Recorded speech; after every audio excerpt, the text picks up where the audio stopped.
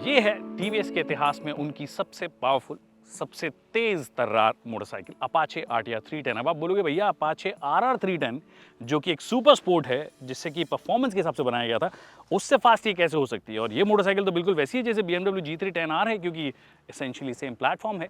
But actually काफ़ी कुछ change किया गया है। It is faster than the RR 310, it is faster than the G3 10R और ज़्यादा इस पे काम किया गया है, रीमैप किया गया है इंजन वाइज, और बहुत सारे नए फीचर्स जो हैं आपको इसको देखने में मिलेंगे जो कि आरआर 310 में भी नहीं आते हैं। तो क्या कुछ आपको ऑफर किया गया है और कितनी अलग है ये G3 10R से और आरआर 310 से, वो मैं आज आपको बताने वाला हूँ। नमस्कार खमागणी दिव्यों सज्जनों, my name is Vikas Yogi, you watching S studio and here is everything that you need to know about नई नवेली TVS Apache RTR 310।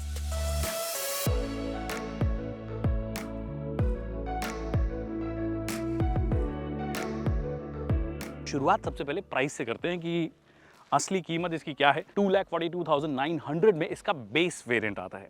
Base variant में क्विक शिफ्टर जो है वो नहीं आता है। अगर वो आपको लेना है तो उसके लिए एडिशनल 15,000 आपको देना पड़ेगा।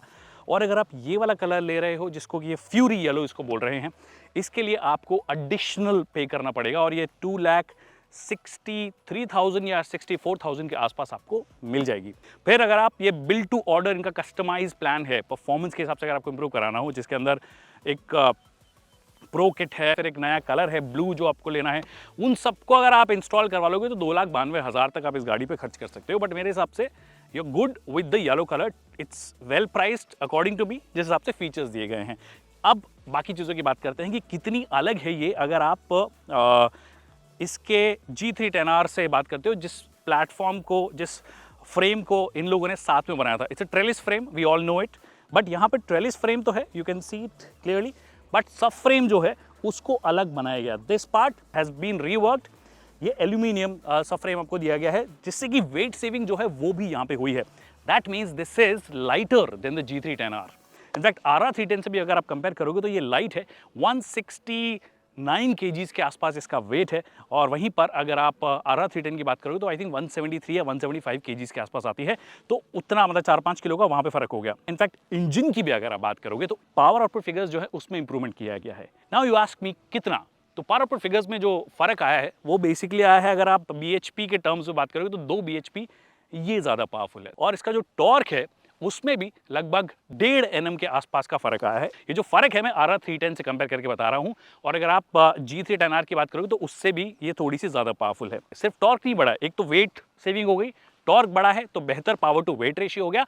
ऑल्सो टॉर्क की अवेलेबिलिटी जो है वो थोड़े लोअर डाउन दी आरपीएम आती है। अगर आप कंपेयर करोगे आरआर 310 से 6600 के आसपास का पीक टॉर्क आ जाता है, which I think makes it way more versatile than the RR 310 जब आप शहर में चलाते हो, क्योंकि स्ट्रीट मोटरसाइकिल है तो शहर के हिसाब से बनाई गई है। मैं नंबर्स के हिसाब से बात बता रहा हूँ, एक्चुअली कैसी फील होती है उसके लिए फर्स्ट राइड जो इंप्रेशन होंगे उसके अंदर मैं आपको पूरा बता दूंगा।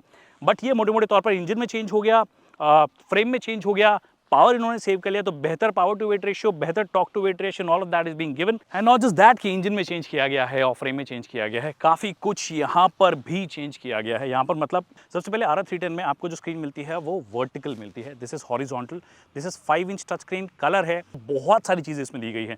मोड जो है मल्टीपल आपको दिए, इसमें राइड मोड्स हैं बाय द वे बहुत सारे, वो दिखाता हूँ आपको। अभी रेन मोड में है, स्पोर्ट मोड है, फिर आपका ट्रैक फोकस मोड है। ट्रैक फोकस मोड में आपको यहाँ पर बड़े से में आरपीएम दिखाता रहता है। फिर एक सुपर मोटो मोड है, रियर एबीएस जो है उसको आप ऑफ कर सकते हो। एक अर्बन मोड है जिसपे कि हमने ज़्यादातर चलाया है और इसके बारे में फर्स्ट राइड इंप्रेशन में हम बात करेंगे। बट ये मोटे मोटे तौर पर नई स्क्रीन आ गई और बहुत सारी इन्फॉर्मेशन जो है वो आपको ये देता है। फिर कुछ कुछ चीज़ें चेंज करनी हो, जैसे आपको ट्रैक्शन कंट्रोल इस गाड़ी में मिलता है, तो ट्रैक्शन कंट्रोल को अगर आपको सेटिंग्स को चेंज करनी है तो वो कर सकते हो। जैसे कि ट्रैक्शन कंट्रोल में गया, ऑन या ऑफ करना वो मैं कर सकता हूँ। इसमें by the way cornering traction control, cornering ABS भी आपको मिलता है और इसमें क्रूज कंट्रोल भी मिलता है। उसके लिए ये जो बटन है ना, इससे आप एडजस्ट कर पाओगे। और क्रूज कंट्रोल भी, कॉर्नरिंग भी दिया गया है। अब कॉर्नरिंग क्या होता है क्रूज कंट्रोल? इसका मतलब ये है कि अगर आप गाड़ी चला रहे हो, आप एक तो स्ट्रेट रोड पे चलाते हो, क्रूज कंट्रोल आपने सेट किया हुआ है, गाड़ी एकदम सीधी चल रही है, कहीं कोई दिक्कत नहीं है। बट अगर कॉर्नर आ गया है तो ये अपने हिसाब से एडजस्ट करेगा। जैसे मान लीजिए आप 100 की स्पीड में जा रहे हो तो थोड़ा स्लो डाउन होगा कर्व पे, और क्रूज बंद नहीं होगा उस टाइम पे, कंटिन्यूस चलता रहेगा। It's not the adaptive cruise control thing जो आप कार्स में देखते हो। आपकी स्पीड ऑटोमेटिकली उस कर्व के हिसाब से, लीन एंगल के हिसाब से एडजस्ट हो जाएगी। ट्रैक्शन कंट्रोल भी जो है वो भी कॉर्नरिंग दिया गया है। कई बार आप कॉर्नर करते वक्त बारिश है या कुछ ग्रेवल कंडीशन, ऐसी कंडीशन में, तो ट्रैक्शन कंट्रोल भी उस हिसाब से अपनी सेटिंग्स को एडजस्ट करेगा।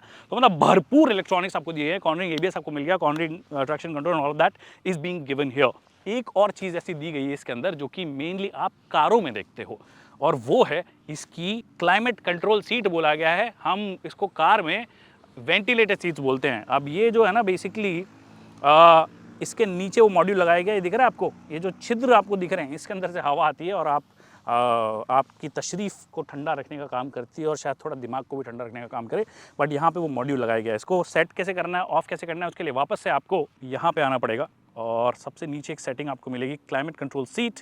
इसको आपको, ये देखो ब्लू में दिख रहा है, तो ये ठंडा हो रहा है, और अगर सर्दी के दिन में चला रहे हो तो ये ऐसे गर्म भी कर सकते हो। तो मतलब काफ़ी कन्वीनियंस फीचर हो सकता है, स्पेशली अगर आप थोड़ी लंबी राइड पे जा रहे हो। अब कंफर्टेबल है या नहीं है, अगेन फर्स्ट राइड रिव्यू में, but lot of things are given here. बहुत सारा भरपूर इन्फॉर्मेशन यहाँ पे दी गई है जो कि डेफिनेटली इसे एक फीचर लोडेड व्हीकल बनाती है। एक और चीज़, सस्पेंशंस जो हैं उनकी ट्यूनिंग तो डिफरेंट है ही है, क्योंकि आप एक स्ट्रीट फोकस बाइक बना रहे हो। RR310 थोड़ी सी ट्रैक फोकस इन्होंने बनाई थी, बट यहाँ पर actually this is faster, this offers you much more engagement, lower down the RPM, और टॉप स्पीड हाँ ऑफकोर्स इसकी कम है क्योंकि वो RPM के साथ में आपने जो भी खेल किया वो किया है, बट टॉप स्पीड इसकी कम है। बट जो हम कंपनी का क्लेम है वो 150 kmph है, और RR310 का जो कंपनी का क्लेम है वो 160 kmph है, तो वो 10 kmph का फ़र्क है। और सस्पेंशन की सेटिंग्स जो है वो भी आप चेंज कर सकते हो, रिबाउंड और कंप्रेशन, जो कि आप एडजस्ट कर पाओगे अपने हिसाब से, कंफर्ट के हिसाब से, या जिस तरीके के रोड पे आप जा रहे हो। तो ये सिंपली आपकी की से भी जो है आप इसको एडजस्ट कर सकते हो, कंप्रेशन और रिबाउंड को।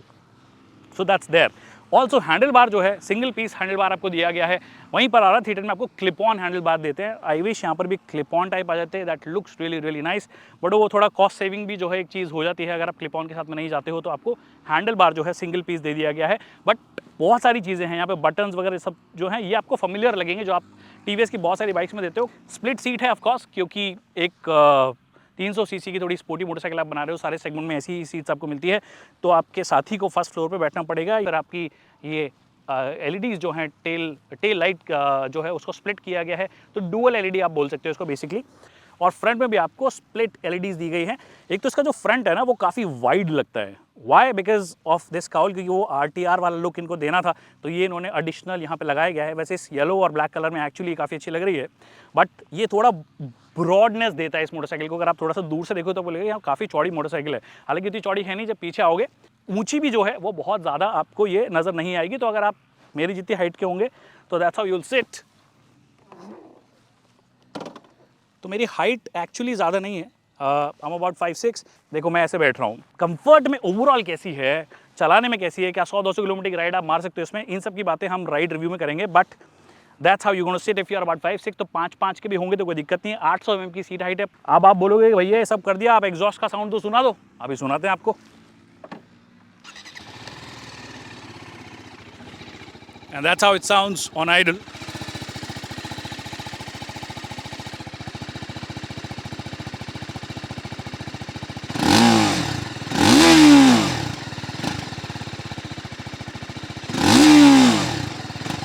तो टिपिकल 300 सीसी की जो नेकेड मोटरसाइकिल्स होती है उससे थोड़ा सा बेसी आपको लगेगा अगर आप KTM से कंपेयर करोगे। अदरवाइज जब आप पुश करना शुरू करते हो तो वही थोड़ा सा वो जो स्क्रीमी हो जाता है वो आपको नज़र आएगा, जो कि स्पोर्टी मोटरसाइकिल्स में आपको देखने को नज़र आता है। अब कुछ एक चीज़ें जो मैंने मिस कर दी है उनके बारे में बात कर लेते हैं। क्या क्या मिस कर दिया है? सबसे पहले डुअल डिस्क है। आगे जो है 300 mm का डिस्क ब्रेक आपको मिलता है, पीछे जो है आपको 240 mm का डिस्क ब्रेक मिलता है। That means dual channel ABS जो है वो ऑफकोर्स आपको एज स्टैंडर्ड मिलने वाला है सभी वेरियंट्स में, तो वो कोई कहने वाली बात ही नहीं है।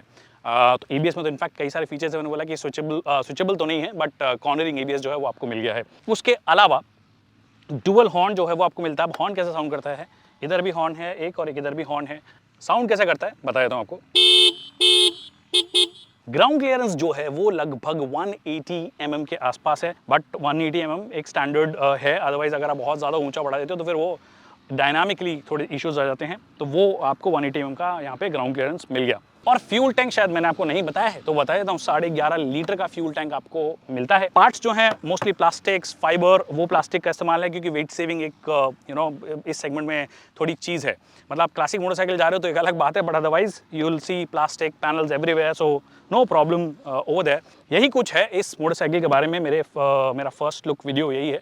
इसका फर्स्ट राइड इंप्रेशन आएगा और ढंग से बताएंगे आपको कि कैसी है परफॉर्मेंस में, और उस वाले वीडियो का जो पूरा फोकस होगा वो परफॉर्मेंस से रिलेटेड होगा। आई होप आपको ये फर्स्ट लुक वीडियो पसंद आया है। बाकी मिलते हैं फर्स्ट राइड इंप्रेशन में। Thank you so much people for watching this video.